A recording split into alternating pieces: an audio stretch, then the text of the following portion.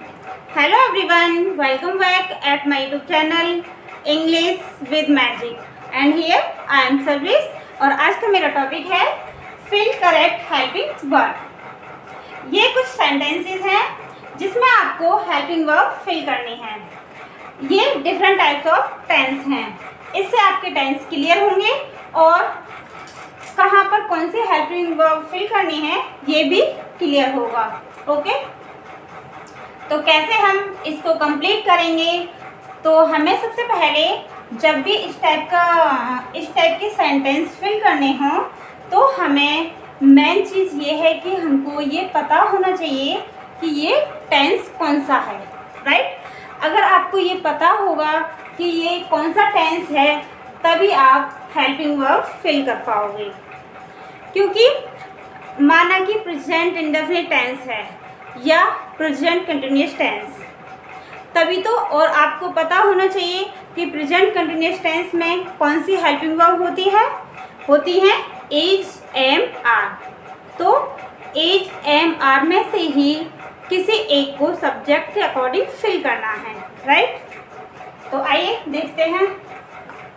Number first,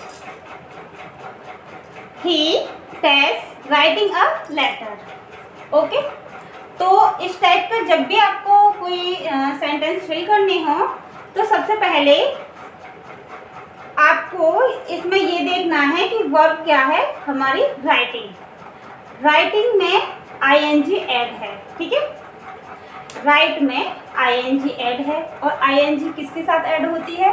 तो देखो, क्या हैव के साथ मेन वर्ब में आईएनजी ऐड होती है? नहीं। जब भी हैव आते हैं तो इनके साथ कौन सी वर्ब यूज होती है?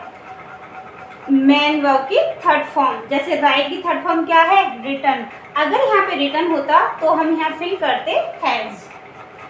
सेकंड नंबर पे वर्ब हम फिल कर नहीं सकते क्योंकि सब्जेक्ट हमारा थर्ड पर्सन सिंगुलर है, तो ये भी कट हो जाएगा, ठीक है। अब बच्चा क्या? एज। इसको हम फिल कर देंगे क्योंकि अब मैं आपको बता दूं ये टेंस प्रेजेंट कंटिन्यूअस है और थर्ड पर्सन सिंगुलर होने की वजह से इसमें हम इज का यूज करेंगे। ओके, सेकंड नंबर पे है आई डैश टीचिंग इंग्लिश। तो और हमारी हेल्पिंग वर्ब कौन सी है? Has, are, am. अब कौन सी वर्ब यहाँ फिट हो तो हमें ये पहले सोचना है कि ये टेंस कौन सा है। अब आपको देखना है कि मेन वर्ब में आईएनजी ऐड है, तो बताइए क्या हैज के साथ आईएनजी ऐड होती है? बिल्कुल भी नहीं। क्या ऐड होता है? ये इसमें आती है third form. Is, am, are के बाद साथ मेन वर्ब में इज आईएनजी ऐड होती है? बिल्कुल होती है। लेकिन आर किसके साथ आता है? यहाँ पर हमारा सब्जेक्ट कौन सा है? First person singular. तो आई इसके साथ और आई के साथ आर का यूज होता नहीं है, तो इसलिए ये भी कट कर दिया। बच्चा क्या? एम, ठीक है।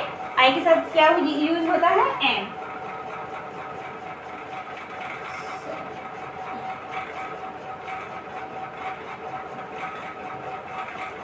Next, she dash arrived. वह आ गई है या आ चुकी है। अब आपको ये देखनी है कौन सी फॉर्म है। अराइव की ये सेकंड फॉर्म भी यही होती है और थर्ड फॉर्म भी यही होती है, अराइव्ड। ओके, तो वॉज का यूज कर सकते हैं क्या? नहीं, क्योंकि वॉज का यूज जहाँ भी वॉज वर्ब हो या एजएमआर हो उसके बाद वर्ब की फर्स्ट फॉर्म में आईएनजी ऐड होती है, जो कि इसमें नहीं है। ओके, आर फिल कर सकते हैं? नहीं, क्योंकि ये थर्ड पर्सन सिंगुलर है और ये प्लूरल के साथ यूज होती है। ये भी कट हो गई, तो बचा कौन सा? हैज।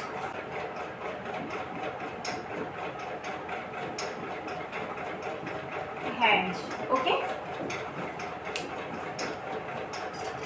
क्योंकि हैज या हैव के साथ ही थर्ड फॉर्म आती है। You dash not cook food, तो यहाँ पे क्या आएगा? अब देखो यहाँ पे नॉट है और यहाँ पे फर्स्ट फॉर्म है, तो वर्ब के साथ फर्स्ट फॉर्म आती है। वर्ब को रख के देखते हैं तो ये भी कंप्लीट नहीं होगा टेंस, क्योंकि वॉज वर्ब के साथ तो आईएनजी ऐड होती है मेन वर्ब में, जो कि इसमें नहीं है, तो इसे कट कर दो। डज, अब देखते हैं does not cook food. Does के बाद फर्स्ट फॉर्म आती है, ये राइट है, लेकिन डज देखो, डज किसके साथ आता है? थर्ड पर्सन सिंगुलर के साथ, जबकि ये कौन सा पर्सन है? ये है प्लूरल है। सब्जेक्ट क्या है हमारा? प्लूरल, तो इसके साथ हम इसको भी नहीं रख सकते। और लास्ट क्या बचा? डिड। ओके,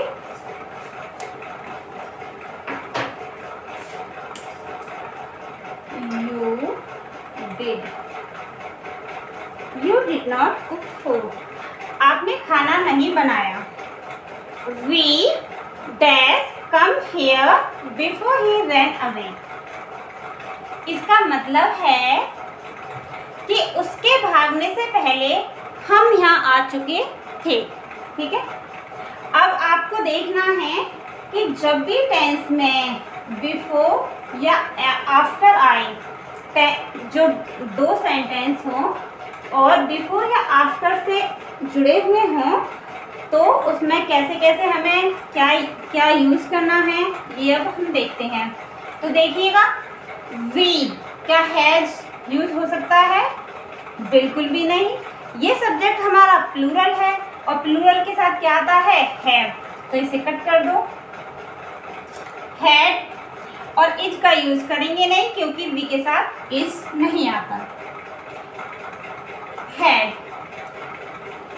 जब भी इस टाइप का टेंस हो जो बिफोर या आफ्टर से जुड़ा हुआ हो, तो अगर यहाँ पे बिफोर होगा तो उससे पहले सेंटेंस में हमेशा हैड का यूज करते हैं। ठीक है, अब second type, Renu dash not sing song after I had gone. ये दोनों सेम हैं, ये पास्ट परफेक्ट टेंस है, ये भी और ये भी।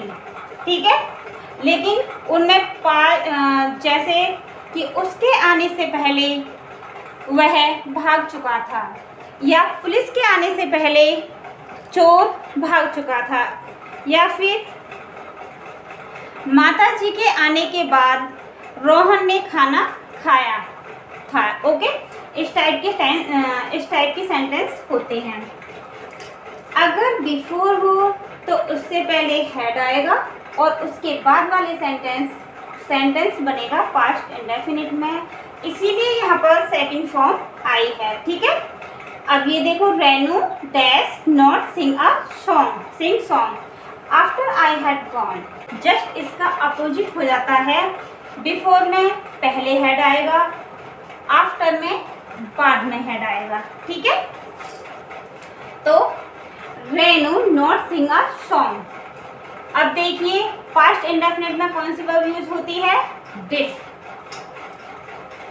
क्योंकि डिड क्यों यूज होगी? क्योंकि यहाँ पे नॉट आया है। डिड।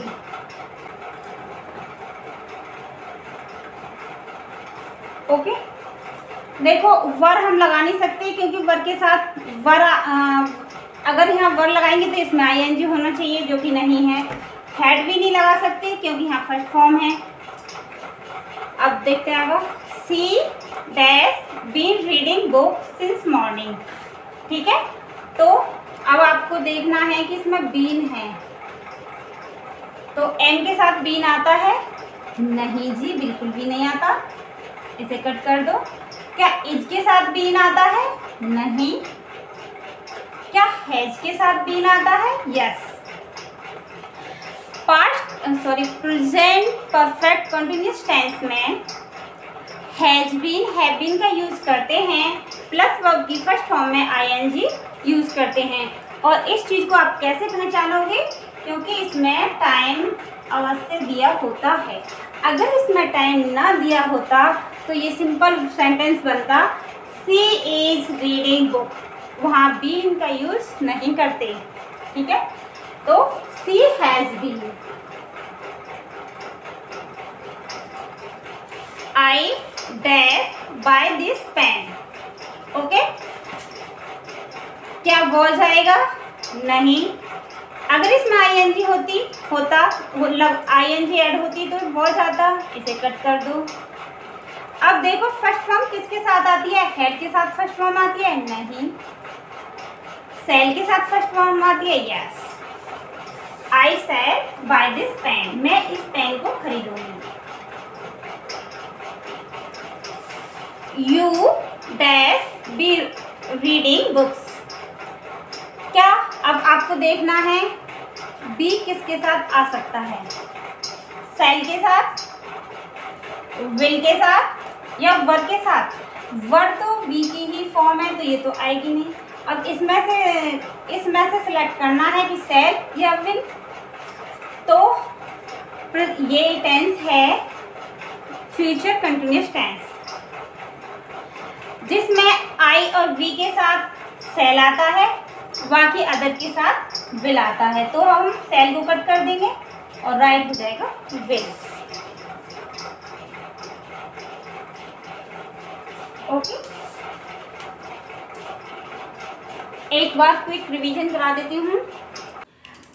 ये है प्रेजेंट कंटिन्यूअस टेंस, जिसमें इज एम आर के साथ वर्ब की फर्स्ट फॉर्म में आईएनजी ऐड करते हैं, इसीलिए he is writing a letter. He के साथ इज आया। ये है प्रेजेंट कंटिन्यूअस टेंस, ये भी, जिसमें इज एम आर के साथ वर्ब की फर्स्ट फॉर्म में आईएनजी ऐड करते हैं और आई के साथ आता है am. I am teaching English. She has arrived. ये है प्रेजेंट परफेक्ट टेंस, जिसमें हैज या हैव प्लस वर्ब की थर्ड फॉर्म। मतलब प्रेजेंट परफेक्ट में हैज और हैव का यूज़ करते हैं और हैज और हैव के साथ हमेशा वर्ब की थर्ड फॉर्म आती है। You did not cook food. आपने खाना नहीं बनाया। ये है पास्ट इंडेफिनिट टेंस का नेगेटिव सेंटेंस, जिसमें नेगेटिव में चाहे सब्जेक्ट हमारा कोई भी हो, डिड नॉट का यूज़ करते हैं। डिड नॉट प्लस वर्ब की फर्स्ट फॉर्म। ये है पास्ट परफेक्ट टेंस, जिसमें दो सेंटेंस जुड़े होते हैं। जैसे मेरे जाने से पहले वह खाना खा चुकी थी। मेरे बुक खरीदने से पहले रेखा पेन खरीद चुकी थी। या फिर मेरे स्कूल जाने के बाद अध्यापक ने इंग्लिश पढ़ाई थी। ओके, इस टाइप के सेंटेंस। तो अगर सेंटेंस बिफोर से जुड़ा हुआ है तो उससे पहले हेड आएगा। अगर सेंटेंस आफ्टर से जुड़ा है तो उससे पहले फर्स्ट फॉर्म आएगी। सॉरी, फर्स्ट नहीं, सेकंड फॉर्म आएगी। लेकिन यहाँ पे सेंटेंस नॉट है, मतलब सेंटेंस नेगेटिव है, इसीलिए यहाँ did not plus sing a song. Did not का यूज़ करा और उसके साथ वर्ब की first form. She has been reading book since morning. Time को देख के पता चलता है कि ये सेंटेंस प्रेजेंट परफेक्ट कंटिन्यूअस है, इसीलिए प्रेजेंट परफेक्ट कंटिन्यूअस टेंस में हैज बीन तथा हैव बीन आता है और उसके साथ वर्ब की फर्स्ट फॉर्म में आईएनजी ऐड करते हैं। और ये हमारा सब्जेक्ट थर्ड पर्सन सिंगुलर है, इसीलिए इसके साथ हैज आया। ये आई शैल बाय दिस पेन। ये टेंस है फ्यूचर इंडेफिनिट टेंस, जिसमें विल या शैल यूज करते हैं और उसके साथ वर्ब की फर्स्ट फॉर्म। अगर सब्जेक्ट आई तथा वी है तो उसके साथ शैल, बाकी अदर के साथ विल का यूज करते हैं। यहाँ पर आई है इसीलिए हमने यहाँ पे शैल का यूज किया। You will be reading books. ये है फ्यूचर कंटिन्यूअस टेंस, जिसमें विल बी या शैल बी का यूज़ करते हैं और वर्ब की फर्स्ट फॉर्म में आईएनजी ऐड करते हैं। यहाँ पे सब्जेक्ट हमारा यू है तो इसलिए हमने विल का यूज़ किया। Okay, thank you. अगर मेरी मेहनत पसंद आई हो तो प्लीज़ सब्सक्राइब कीजिए, शेयर कीजिए